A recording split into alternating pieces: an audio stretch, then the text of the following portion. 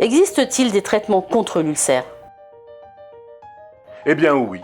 Le traitement médical va consister à éliminer la bactérie Helicobacter pylori chez tous ceux qui en sont infectés.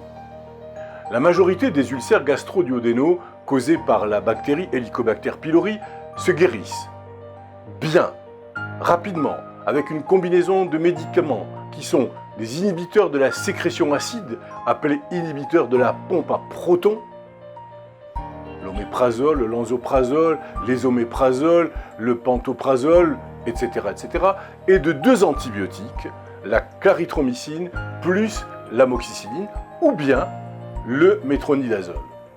Tous pris 2 fois par jour pendant 1 à 2 semaines.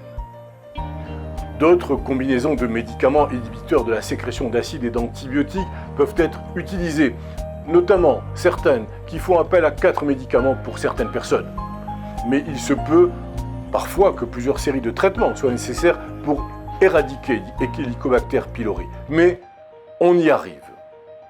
Une fois le traitement contre Helicobacter pylori terminé, le traitement inhibiteur de la sécrétion d'acide doit être continué pendant 4 à 6 semaines.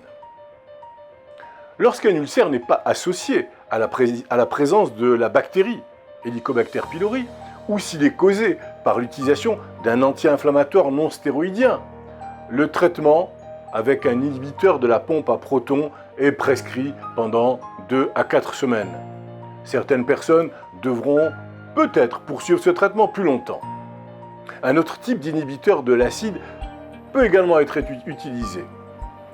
Et ça, c'est votre médecin qui le décidera.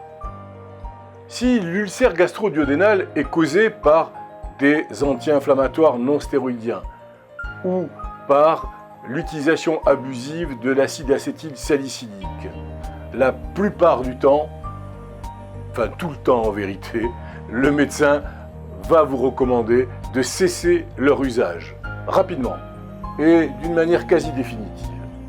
Certaines personnes ont une prédisposition aux ulcères gastro-duodénaux causés par les anti-inflammatoires non stéroïdiens, notamment les personnes âgées ou les personnes qui ont des antécédents d'ulcères gastro-duodénaux ou également des personnes qui prennent des corticostéroïdes, mais également quand on prend de fortes doses d'AINS ou d'acide acétylsalicylique.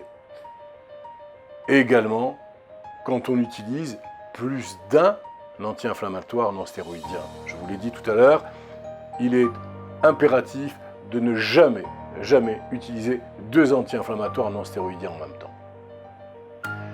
Si vous prenez des anti-inflammatoires non stéroïdiens et vous présentez l'un ou l'autre de ces facteurs de risque, votre médecin pourra parfois vous prescrire en combinaison un agent protecteur.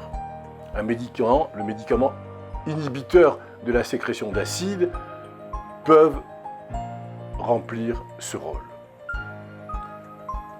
Il importe, et j'insiste sur cet aspect, que les personnes atteintes d'un ulcère gastro-duodénal cessent de fumer.